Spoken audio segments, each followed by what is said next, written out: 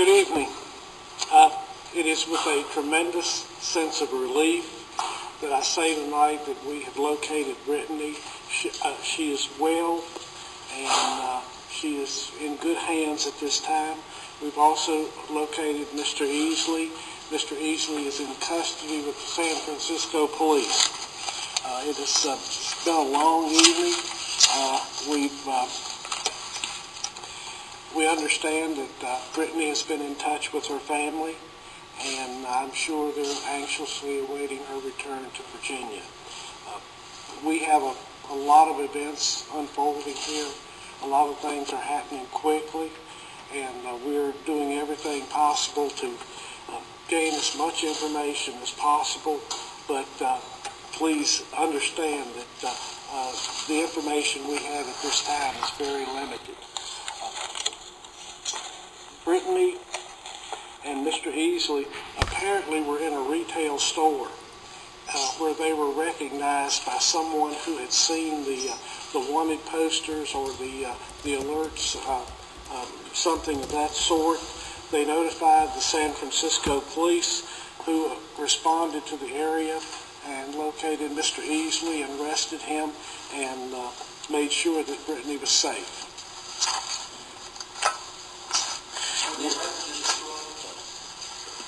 I'm sorry? When you say the police responded, were they arrested in the store? No, sir. The call came into us around 6 p.m. We're continuing to work throughout the night with the San Francisco Police to gain additional details. We will have detectives from Roanoke County responding to San Francisco as soon as we can get a flight out of Roanoke or any other close by city. We're anxious to get there.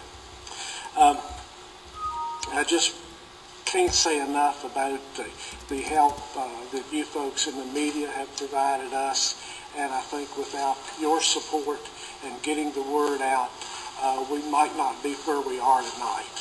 But we're so very pleased, and I want you to know how much we appreciate your help and assistance in finding Brittany. I also want to thank the FBI, the Marshal Service, Roanoke City Police, Salem Police, Secret Service, and I'm sure I missed one or two persons, but please forgive me if I've missed anyone. But we've just had fantastic assistance. It's a great evening for us, and we're so very pleased to report this to you tonight. Chief, what's the connection to San Francisco, California? I mean, that's not a state that you guys threw out there, the entire week. I mean, any idea what the connection is? I don't at this time. When were they arrested, and did he put up a fight or just surrender? I understand that there was no resistance. Do you know if they've been there all week, if they've been traveling during the week? I really don't know. We're just getting bits and pieces of the facts right now, and as I said, we're going to be working with them throughout the night to gain as much information as we can, and hopefully we can report that to you maybe at a later time. Do we know when Brittany may be coming back to Virginia? I would say as soon as we can make travel arrangements for her. We may have to deal with social services out there, but as I said, she's been in touch with her family. They're very relieved, and I'm assuming that maybe a family member will go out there and escort her back. Does Brittany know that her mom is dead? How Yes. did she find out? I don't know. Any idea, I guess, on Brittany's state, how she was when Easley was arrested? No. Her parents, or she was hurt or anything? I understand that she is well and she's not harmed. There are no visible signs of injury. Is she in the care of social services now? I don't know. Did you locate the vehicle at all that dodged me on? It's my understanding they're still looking for the vehicle. Have police had a chance to speak with Easley and question him? I think they're questioning him at this time. They haven't relayed any information to us about him. And where were they arrested? You said they were seen in a retail store, but police didn't arrest them in the store. No, they were located somewhere near a tent, which was apparently located within walking distance from the retail store.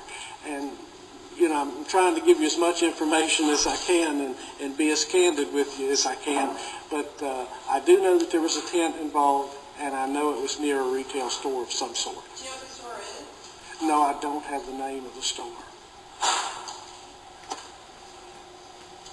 Chief, can you just describe sort of your feelings when you hear that this alert store clerk all the way out in San Francisco, here we are in Roanoke, Virginia, hundreds of miles away, you know, saw this and knew something was wrong and had the initiative to make that phone call? It's a fantastic sense of relief, and I know in my heart that it's due to information that you folks put out in the national news media and as it was relayed to them, and it's just a tremendous sense of relief. Now that Jeff Easley is in custody, will he be extradited back to Virginia? How does that happen? We would have to take him before some type of judicial official in San Francisco, and he would have to waive extradition. If he refuses to waive extradition, we'll have to have some hearings, which could take as long as 30 days or maybe up to several months. Hopefully he'll waive extradition and be back with us in Virginia here within the next week. Yeah, what kind of charges is he facing? I know we had the previous ones, but are we seeing additional ones now he's in custody? We have not made any additional charges at this time. Okay, now that we know that he's in custody, are you willing to reveal how Tina Smith died? No, sir.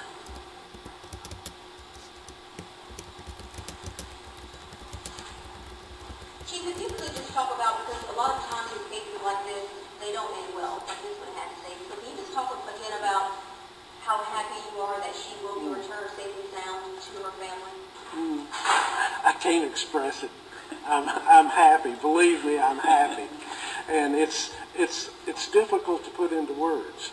And we have together worked through this for the entire week, and I think we've talked about it between each and all of us, and all of us wanted so much for her to be safe and well and get back to Roanoke okay. Chief, can you describe how you found out? Was it a phone call from whom, and sort of share that with us? Yes, sir. The San Francisco police called Sergeant Mason upstairs, who was kind of in charge of the investigation, and relayed the information to him, had a few questions for him, and sure enough, it was the folks we were. What time were they arrested? San Francisco time, obviously they're on the West Coast. We got information around 6 o'clock, so I would say that's around 3 o'clock. What was the atmosphere like upstairs when that call came through or got out? It's a party atmosphere, believe me. Chief, do we have any idea how long they've been? I know we've asked this, but do we have any reason to believe that they have stopped several times along the way to San Francisco, or that they have been there the whole week? I just don't know. I don't have a timeline. Hopefully we'll be able to relay that to you sometime in the future. Do you have any idea if they would be easily on her own, or if you forced her to go with him? We don't know at this time. I understand that she is talking with the police officials in San Francisco, so we should know something pretty quickly. Who made the phone call to her family that she had been found? I'm not sure. It may have been Mr. Mason.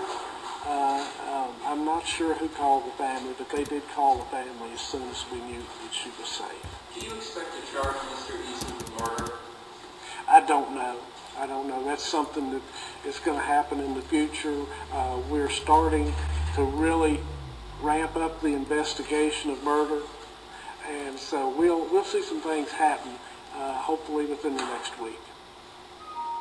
Chief, I know you've been the head of the department and everything. I know you mentioned that Lieutenant Mason, he got the call from San Francisco. Is there any way that he could talk to us a little bit about that call and what that was like receiving that call personally? Sure, sure. Kevin Faust with the FBI, he's here tonight with us, and he has asked to say a few words, and if it's okay if he says a few words, and then we'll get Lieutenant Mason up here. I called him Sergeant Mason, but he is a lieutenant, and has been a lieutenant forever. And, my my mind is not totally clear right now, but Kevin.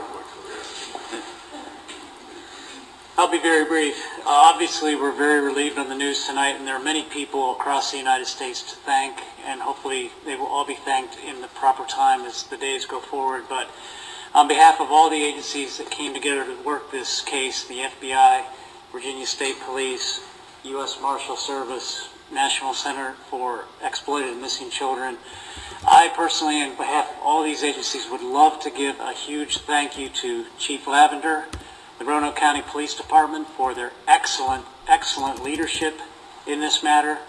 The Chief brought together the necessary resources to make this happen, and I think the people of Roanoke County and this whole area should be extremely grateful that we have such a fine Chief to lead this agency. And again, we would just really like to thank Chief Lavender for his excellent leadership and all his staff and the men and women of this police department.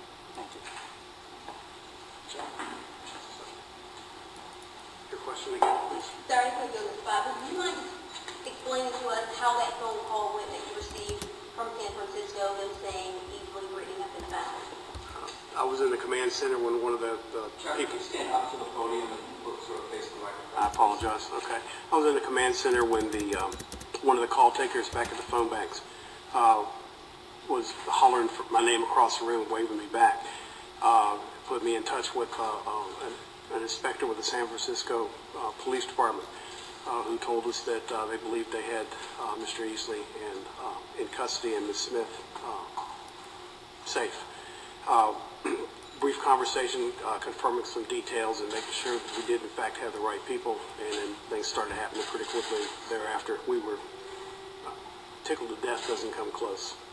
Chuck, did they give you an indication whether they had changed their appearance at all? I have no information on that. When you got that phone call, were you afraid that it would turn out to be another false sighting or turn out to be not correct? No, the San Francisco police already had in hand some pretty good detail. It was pretty clear initially that they had the right people. Did they identify him through the tattoos on the gown? That was part of it, yes.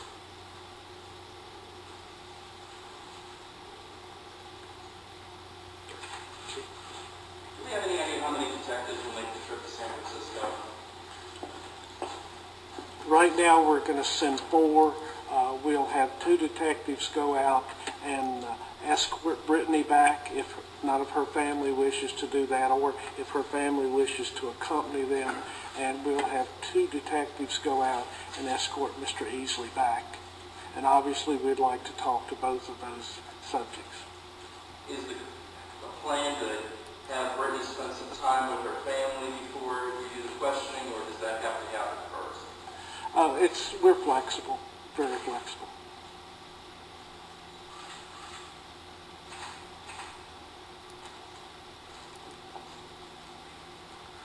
Thank you.